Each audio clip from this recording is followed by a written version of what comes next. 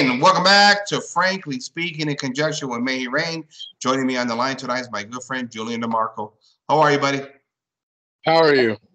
Doing great. Fantastic. Thank you for joining me. Well, listen, we got a chance to watch an episode of Timonthy Gordon's Rules for Retrograde show right here on YouTube, talking about, I guess, the American founding. He's got a book out called American Republic. We've had some discussions on over the years here where he takes a different take about the founding of America, particularly how it was a crypto-Catholic nation between really the enshrinement of the Constitution and all the way up to the Civil War. But as a result of the 14th Amendment, he argues that something radically changed in America, where the 14th Amendment essentially destroyed America as we know it.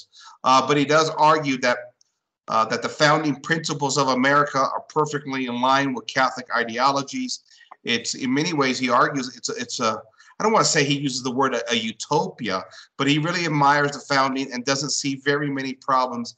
And his particular attention to the concept of subsidiarity, what we would call local government in the first 70 years of the Republic, he argues makes it really a bastion of Catholicism in many ways, something that we could prize and cherish. And yet here comes the 14th Amendment, Abraham Lincoln after the Civil War, and all of a sudden everything goes down the drain after that, effectively destroying the Republic. Now that's just a general, nutshell description there. We've been through this before, Julien, but my question to you is this, and this is where I struggle with this concept, and that is he's particularly, like a lawyer, building a case for an abstract idea that he's building his case. He picks a moment in history and he says, this one moment, this particular law really changes the entire time-space continuum of Western civilization, really changes not only America, because you have to argue that America, as powerful it becomes later on, affects the whole world. But this one law in North America in one given year in 1868 really changes and destroys all of Western civilization. That's the argument that I'm extrapolating out there. And I find a problem with these concepts. As a historian, I don't look at history that way. I kind of look at the totality of history. I put general tendencies together while looking at particulars. I'm just not comfortable with this type of thinking. And I find myself questioning whether this is actually even a legitimate conversation to actually ever entertain, Julien. Well, I don't think that it is. I mean, I think he's a lawyer who tries to be a pseudo-historian. And I think he fails, quite honestly, he fails at both.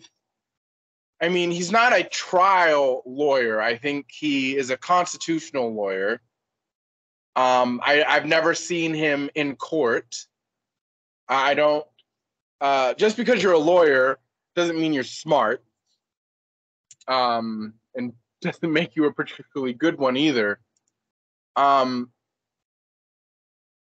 think you're right, is that he's building an argument based off of something where the facts don't actually support this thesis that he's trying to present. I honestly, I'm still trying to figure out where he is going with his argument that everything was utopia before the 14th Amendment, because if we actually look at the facts, they're not. Obviously, the country had a civil war. Some would say that it's the second Civil War because some don't count the revolution as a revolution, but a civil war. I mean, after the revolution / Civil War, you had the Whiskey Rebellion. Immediately after the rebels won and the United States was constituted. Within a generation, you have the Civil War. So clearly things weren't fine before the 14th Amendment. So I don't understand where he is saying that the country is great or it's crypto-Catholic or any of these types of things. I mean, the first time the country got a Catholic leader was JFK. We all know how that turned out. And now the second Catholic is we're living through it. And we all know how that's turning out to be. So I really don't understand. Well, he would say that the founding fathers were reading Bellarmine.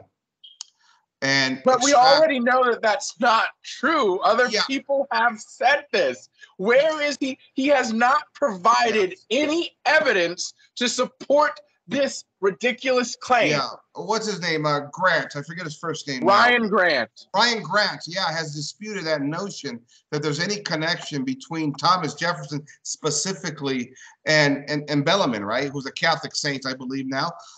Saint Robert Bellarmine, yes. Yes, Robert Bellarmine. Thank you so much. And so that's kind of where he gets this connection. But I'm looking, and again, you got to buy the book, right, for $39.95 or whatever. I'm not buying that book. Right. So you can hear out his case. So a lot of this, what we're doing here, and I haven't read the book. I'm kind of speculating. I want to give Mr. Gordon. I haven't read the book, but I've seen a very thorough review of the book. Okay. So I will say this to our audience here. I'm kind of speculating with the limited knowledge of what I know. I'm reacting more to the video he put up and some of the things he said. I've also spent under 4 or 5 hours on this topic on previous videos that I watched last year on this particular topic, trying to figure everything out. So we're not probably going to be able to hit on all his points and how he thinks and how he works through the logic. All I can do is react, or all we can do is react to what he said on this particular show. I know that his basic premise to say that it's a crypto-Catholic republic is that it was based upon, again, subsidiarity. The idea of localized governance, where we have, rather than these consolidated states, we have, I believe it's federated states, where we're kind of loosely put in states. And the 14th Amendment kind of tied those states together, where we become a big centralized power. He would argue that's globalism, right?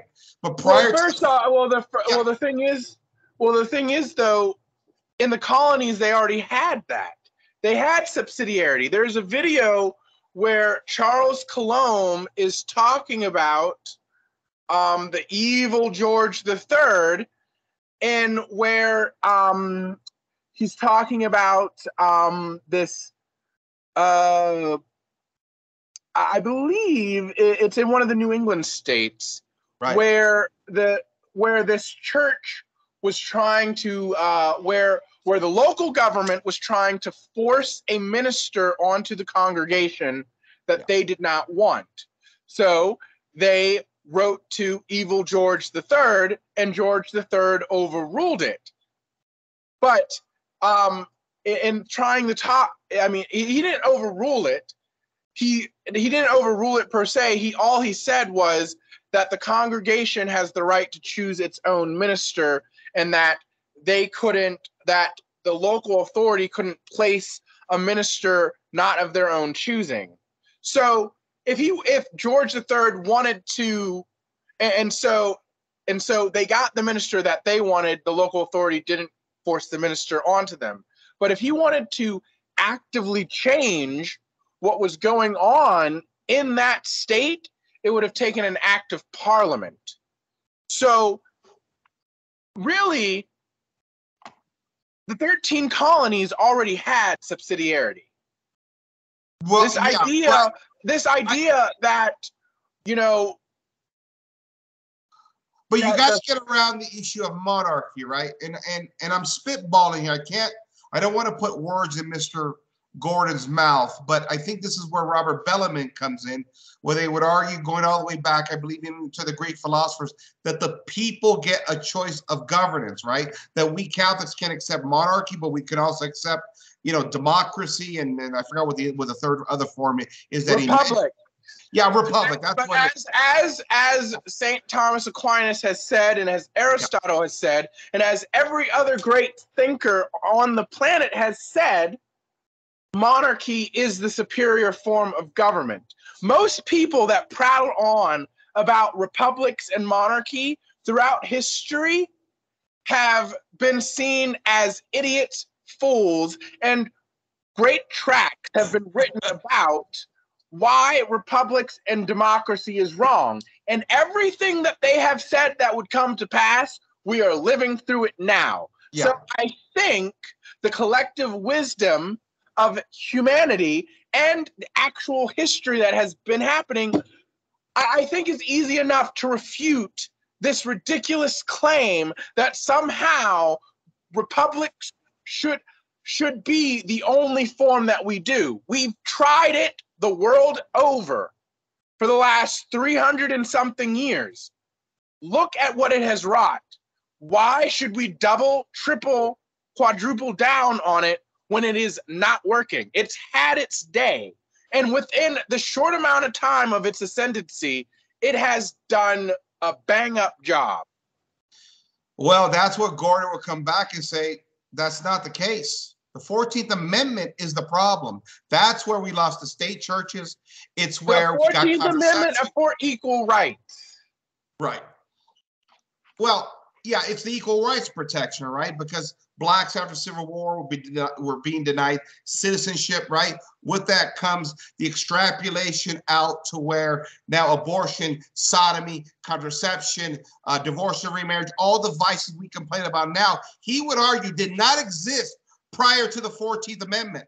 It was the 14th Amendment that allowed for the abolishment of state churches, and hence here come all the moral vices of the sexual revolution that is now destroying America. If we stayed away from that 14th Amendment, stayed with the concept of subsidiarity, which is perfectly Catholic, we wouldn't have all these problems. So Timonthy Gordon is supposedly Catholic, correct? Right.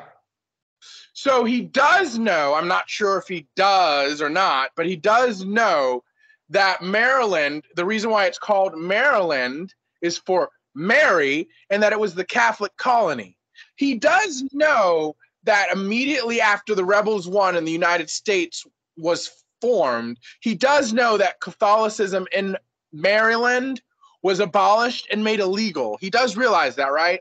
Yeah, I don't know what he would say to that. I can't speak for him, but but see, these are some of the nuances of history that I can't get over. And again, I'm not going to buy the book, and so I don't know what the answer to that would be. But see, like you, I see lots of problems right off the bat. I mean, listen, you could tell me, that the state churches were in place and this, and this. But like I said so many times before, you got this concept of religious liberty playing out in the very first years after the ratification of the Constitution, playing out with all this religious indifferences and some of the problems that developed at the origin, right? One great example I keep bringing up is, listen, the Mormons are heading out to Utah by the 1830s.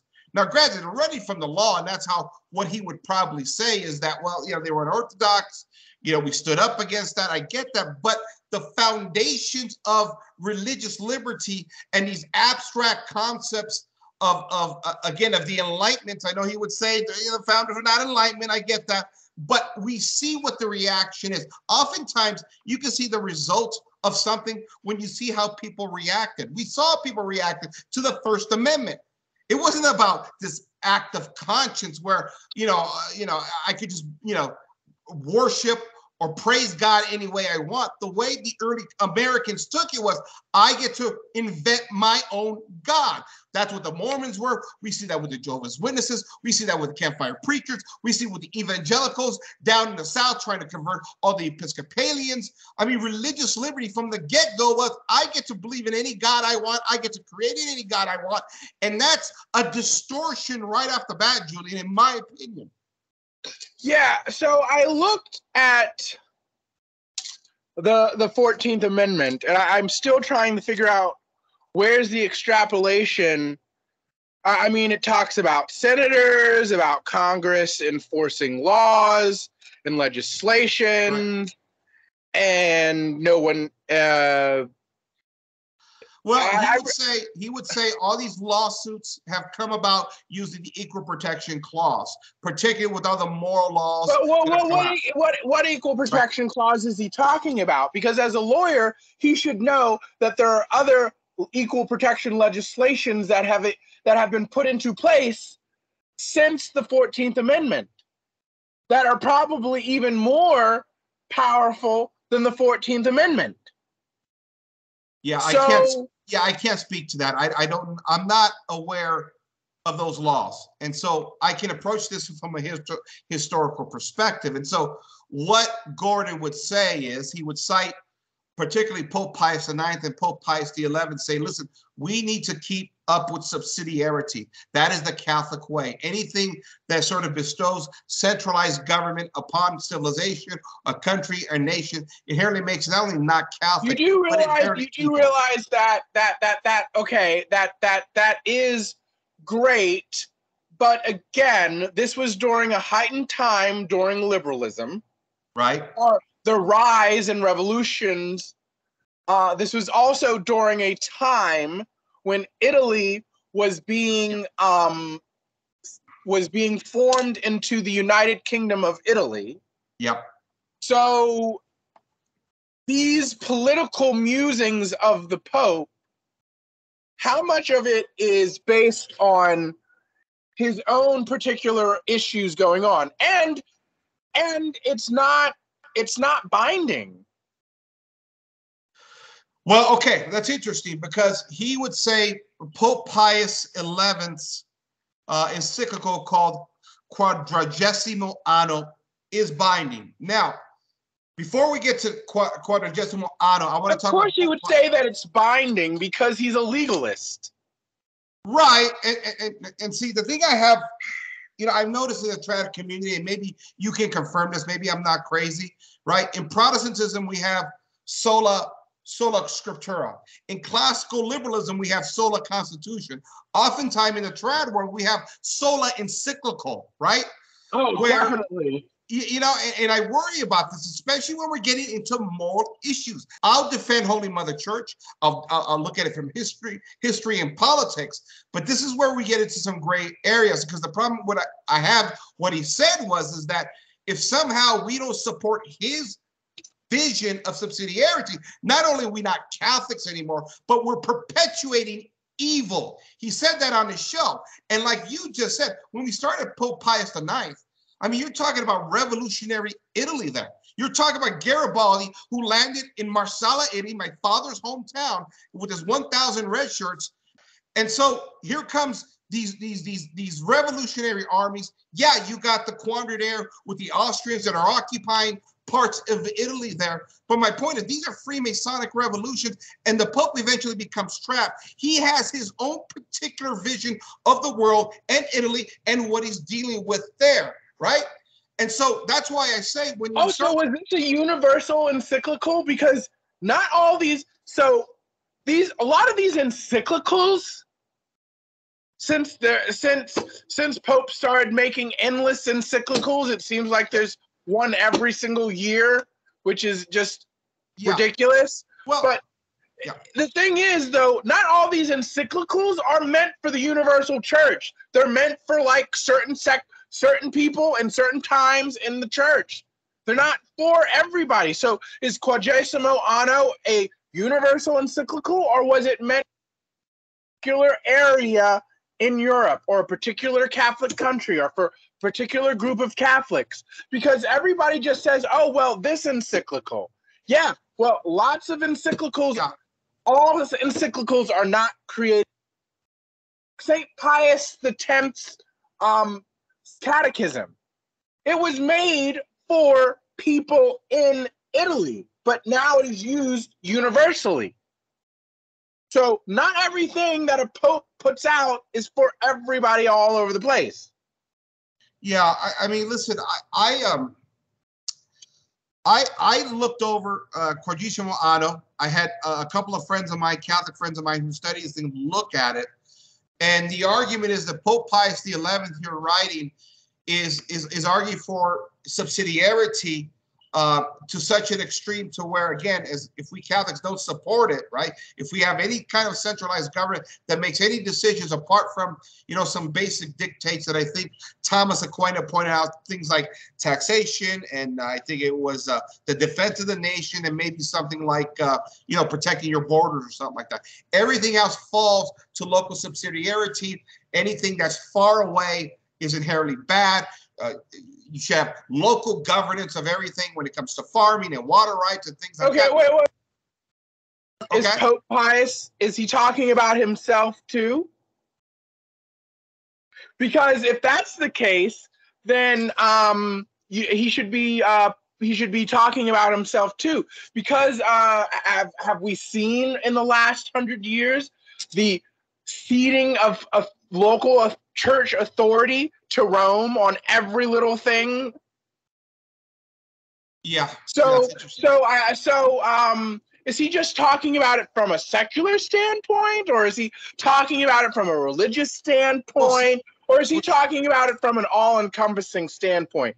Because the secular government needs to be able to function, because when you have a community and you have things that other people want, you need to have a government that is able to protect you.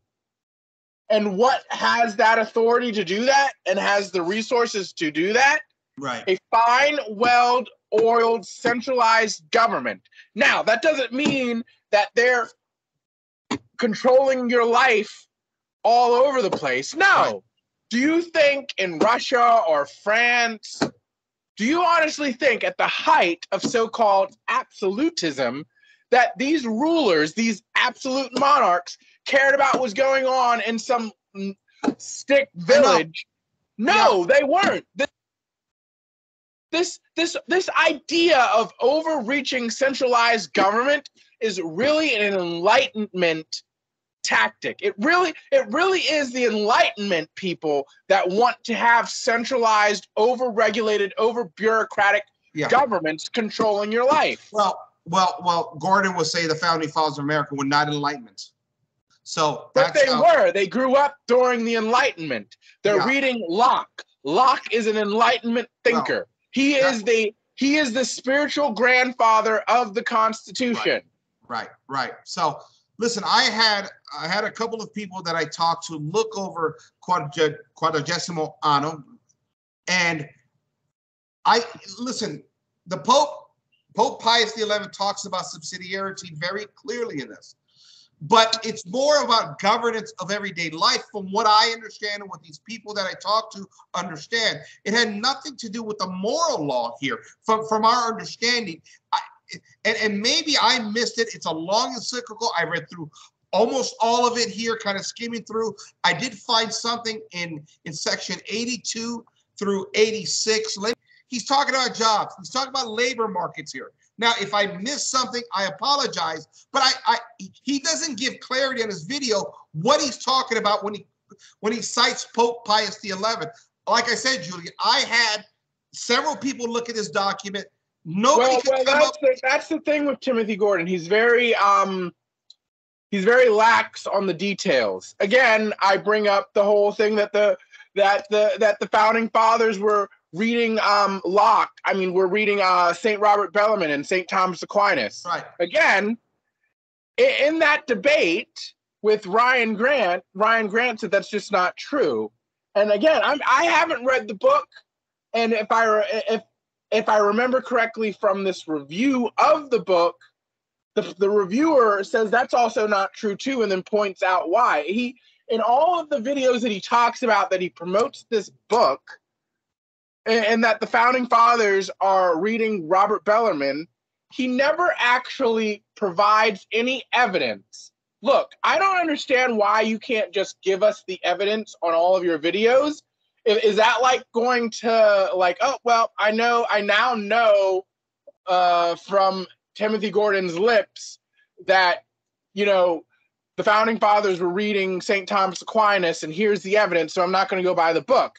If it's that groundbreaking, why does nobody else know it? Why isn't this evidence out in the public domain? Right.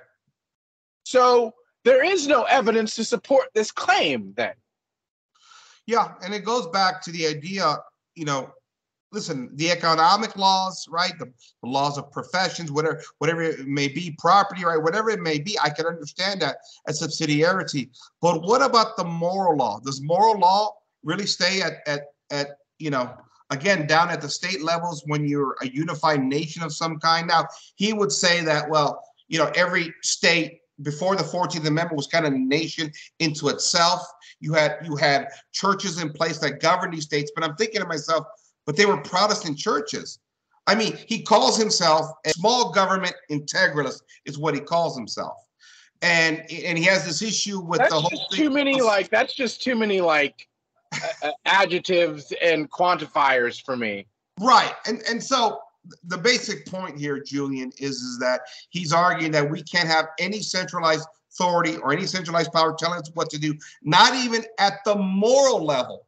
See, that's my question here. And I want to ask you, in the old world, under the monarchs, how did the moral law actually work? Was it divided by each province or each kingdom? Or was there, the thing is though, we're talking about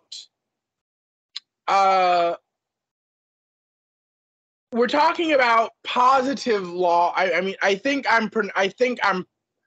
The thing is though, in the old world or before the Enlightenment, kings and legislators didn't make laws.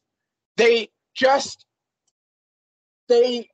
made sure that men followed the laws that were already established. Right. Whether it was laws that were given down from hundreds and hundreds of years ago or thousands of years ago, or the good old laws or the Christian laws, or however just what has already existed. Right. So yes, they did legislate things for like taxation and for the army and for other things that were necessarily outside of the purview. But other than that, the government wasn't constantly creating laws. The whole thing about republics and Enlightenment types of forms of government, they have to create things. They have to constantly regulate things because they don't believe that society can just exist without actually just if they just cease that the government feels as if they're not doing anything, you're not getting your money's worth. Okay. Oh, you're definitely not. I mean, I think back when Obama won his first term in 2008, I think it was a record-breaking for the whole entire country, how many laws were passed at that election that regulated society. It was in the thousands. But that's what happens in society where you don't have a church in place. And I think what you're pointing out when you say they didn't write a whole lot of laws is that we had natural law, we had the church in place for 1,400 years, and these values in societies that were mostly Catholic, right? I mean, we got the Protestant Reformation. We could deal with that some other time. But in these Catholic nations, you didn't have to pass these laws. It was part of natural law. It was part of sacred tradition. They were understood. The kings never had to deal with a lot of these moral issues because the church had settled the issue. And this maybe is the poison pill here. Because if you're going to argue centrally, and what it sounds like to me, again, I don't want to put words in Mr. Gordon's mouth, is that he's arguing for a Protestant integralist nation in America and how great it worked. But that's the essence of it all, right? When you have Protestantism as an ideology and as a theology that can be very malleable, how do you deal with these moral quandaries in a republic when the church that is in charge of overseeing morality can be changed at any time, state to state, community to community, and then you could pop up a bunch of different churches that contradict one another. My point is, there's nothing in America from its founding that you could gravitate to and say, well, we don't need to touch this. The thing is, though, Frank, we've talked about this before. We definitely talked about this privately, but I think we said it in videos in the past. Timonthy Gordon is an Americanist. Right. He's an Americanist in the heretical sense and in the cultural sense as well, outside of the Catholic understanding of Americanist. He is an Americanist through and through. And it's quite clear in his writings and his videos, because the way that he goes about presenting his arguments, it's as if the Freemasonic deist revolutionaries were like a godsend, and the country that they developed and that has been handed down to us is just like the greatest thing ever. Am I missing something here? No, I think you're onto something. I think, see, with me, it's just a general confusion because, again, we're talking about a nation that its origin, he calls it Christian, right? And I hate that word Christian, not because I hate Christianity, but because that's a very general term when we say it was a Christian nation. Well, what particular ideology, theological principle governed America at the beginning? What Christian do you mean? Because do you mean the puritanical Christian that is the ethos of the country, of its government, of its identity? Or do you mean like the Scottish Presbyterians? Do you mean the Episcopalians? Like, what Christian do you mean? Or the Methodists, which is currently right now, the largest Protestant denomination in the country. Right. But yet, politically speaking, and from a ethos standpoint, it is not the Methodist is not the overarching identity of the country. It's puritanical. Right. The puritanical ethos is what this country imbibes. Yeah, and see, that's my issue, right? Because I don't know what Christian means when he says it was a Christian founding, right? Because you're talking about adherence. If you look at America in its colonial days, they were basically the offshoots of the Protestant Reformation. And the disorders and the chaos that is ensued really even before Martin Luther went into his grave with all the doctrinal chaos.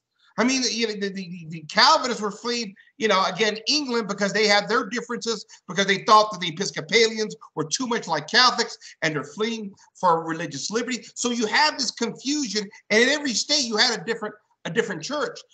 I mean, see, this is the kind of speak when I hear that kind of ideology. It is the same kind of language that again, right-wing conservatives in America use. We got to get back to God. We need the Bible. Let's make the Bible the book of America again, right? This general abstract God. We're not going to get haggled down on doctrine. We're not going to get haggled down on the details as long as we get the top 10. Well, the thing is, again, Frank, he's a neocon Americanist, bro. Yeah, well, I'm not here to rash judge the man.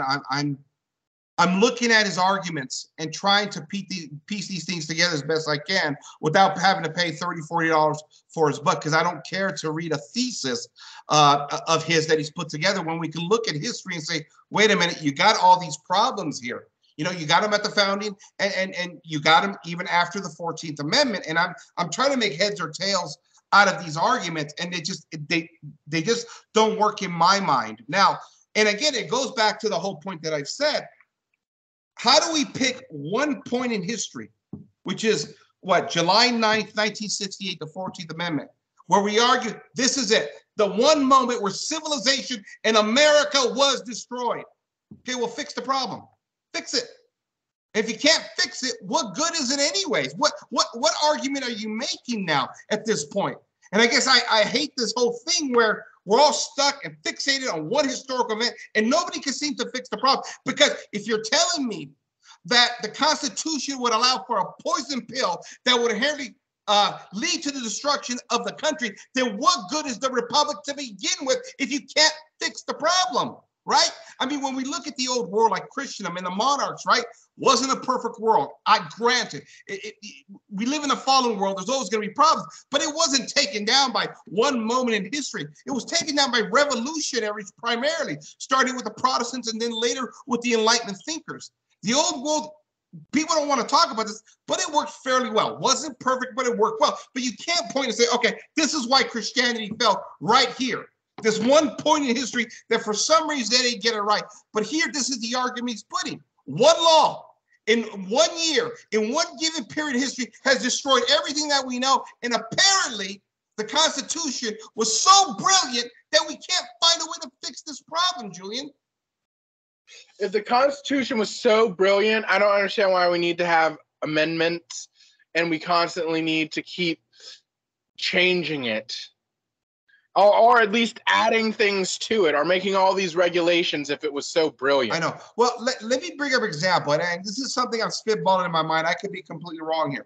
The Second Amendment of the United States. I guess the reason why I don't get worked up in a tizzy over the Second Amendment is because it was understood natural law that preceded the Constitution that men, women, whoever it is, have a right to defend themselves. I don't recall any laws in Christendom where arms were prohibited by the church or by the monarchs. And so now we get to the Second Amendment in the United States. I know there's some issues with the monarchy in England and some of the debates of the time, but it seems like to me in the Second Amendment, by putting it there and not appealing to natural law, you denigrated the authority by which we're all allowed to carry guns. And you now made it into a political issue with a political bullseye on it. I know classical liberals will argue, well, they can't take our guns away because it's enshrined in the Constitution of the United States. But don't tell that to Californians and New Yorkers. They found a workaround that, Julien. Well, they've been trying. Yes, you're right. It does. Prior to the Enlightenment and all of this, mental gymnastics of nonsense of the Enlightenment, it was fairly understood that you had a right to protect yourself and your property and your family. Right. You didn't need a law to tell you that you could. You didn't need a law to say, yeah, they regulated, you couldn't have in cities or large populated areas, you couldn't have these types of weapons, but that was just for the general safety of everybody. Right. Or to like, if you were in the presence of the king, if you unsheathed your sword, it was automatic death. Well, you're in the presence of the king of a country. You're threatening the nation itself. Yes. Unsheathing your sword. Yeah. Nobody knows what you're going to do with that sword. So, yeah, the penalty is going to be death if you're going to do that in front of the monarch. Even if you were just, you don't do that. You don't unsheathe your sword in front of the monarch. Right. And you think you're just going to. So there are laws regulating what you can do with your weapons at certain times, but there are and certain weapons can't be carried for the general safety of everybody involved. But there was no law saying you have the right to have these weapons. Right. Yeah. Yeah, because it was understood in natural law that people have a right to defend themselves. And that's why I get frustrated with these political debates here in America, because there's no authority to appeal to. Because again, just like we have sola scriptura, we got sola constitution in America, without no real living, breathing authority that can verify what this all means at the end of the day. And it gets put into the hands of lawyers and courts that have all been liberalized through the Enlightenment, ironically enough. And then we wonder why everything's gone to a hell in a handbasket, Julien. So, I mean, these are the issues we're suffering through. Again, I think the Constitution is something we can work with, but we have to acknowledge the flaws of it. And one of them is the fact that, at its origin, this Protestant integralist nation, if you want to call it that, because that's what it sounds like Mr. Gordon is arguing here, that there were some flaws there. And I think it starts really with Protestantism in many ways, Julien. So there you go. Yeah, I don't disagree. Well, there you have it. Great discussion, Julien. I think there's a lot more we could probably covered on this, but I'm a little tired tonight, and it's a late night here for me and you. I know you're out in the East Coast. Now you're telling me that gas $5 a gallon now, huh? Oh yeah, I can't believe it. Okay, so I tried to take a picture. Right. I kid you not. I tried to take a picture to send to you and one of my friends when I was filling up. And every single so it's a digital price showing up on the jumbo whatever it is. But every single time I tried to take a picture, it would block one of the numbers. Now, the numbers were completely fine, but on my phone, it would block one of the numbers. And I told my friend this, and he asked me, well, like, what phone do I have? And I was like, well, this is the phone that I have. And he said my phone name, which is a Google, and it says equals New World Order. There you go. Well, it's like that text I sent you. It's like what Bruce Willis said in Die Hard. Welcome to the party, pal. We've been paying $5 here for a long time where we're at. And in California, At $7 a gallon, it's a real party over there, man. It's a Oh, party over there, buddy. Oh, All God. right, my friend, thank you for joining me tonight. Great discussion as usual. This is Frank signing off for Frankly Speaking, and may he reign. Good night, everybody. Good night, everyone.